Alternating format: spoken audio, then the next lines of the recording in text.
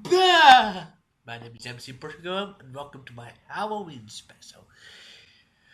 You see, I was faced with a dilemma when it came to the Halloween special. I just don't play a lot of scary games. So I play games with monsters and zombies and what have you. But I don't actually like to be spooked.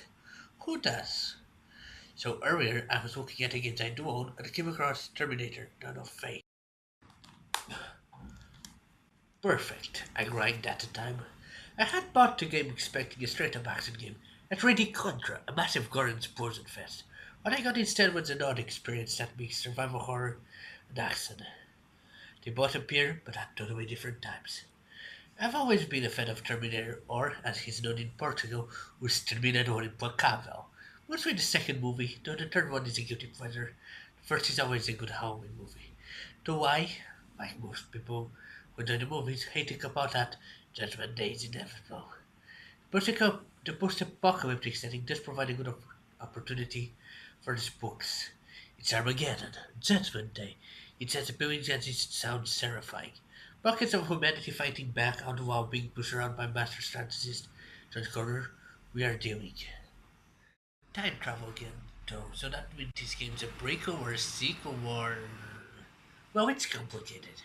As usual, I don't do movie-based plots to spoilers, but I can say that the basic premise of Terminator, or Skynet, the AI that overtook the world, sent the Terminator to T-800 back time to kill Sarah Connor, John Connor's mom, before he can be born with the leader of the Resistance.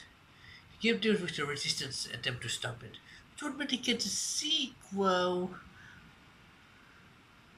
were it not for the fact that it's time travel, so that happened like 30 to 40 years in the future. Confusing, isn't it? Not as confusing as gameplay, let me tell you that.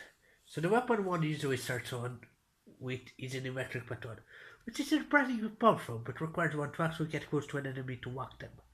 When one's enemy is made of metal and superpowered, that is not such a good idea. Not to mention guns. Although well, weapons can be collected. There are 15 weapons in total, but most of the time, due to the survival horror aspect of it, one will probably have to do pistols. You do a wield. For a quick view, but they're not very effective on Terminators. The camera follows the classic Resident Evil formula, where it's put at predisposed angles and walking around switches down the camera. I've always found that a task confusing.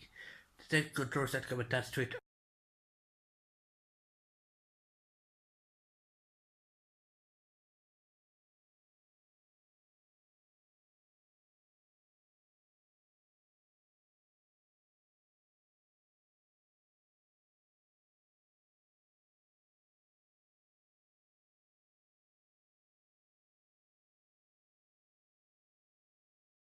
also not of much help. But they, like in classic Resident Evil, can be familiarized with and mastered. The controls feel somewhat stuck. Let me explain. Though the character is quick to move it, never quite feel like you're in full control of the character. Even though three playable characters, they all control pretty much the same, and so they face the problem. They seem out of control, and while at other times refusing to budge. In small rooms, the camera makes them spin in circles. What really breaks the game, though, is the speed at which the enemies move. It works in Resident Evil because it creates tension. The enemies moving towards the player at such a slow speed they can choose to waste the ammo or run. It doesn't work here because the Terminators are designed to be quick and deadly. They approach fast and there's not much of a choice besides plummeting you with bullets. I hope you remember to grab a stronger weapon. Where the game does shine though is in the environment. There's actually previous models of the Terminator exclusive to the game, which definitely feel real to James Cameron's vision. The backgrounds, like most game sets to include this camera, are determined vivid, and painting remains image of the resistant fight. There were a couple of instances where, just from details in the environment, I could deduce some tragic and terrible stuff had happened. There were even more times where I got right scared. The game doesn't rely on jump scares. Surprising when you consider the nature of Terminators and the kind of game it is. But when the music from the movies kicked in, I found myself doing a wrong step and stumbling into a Terminator. Well, that was terrifying.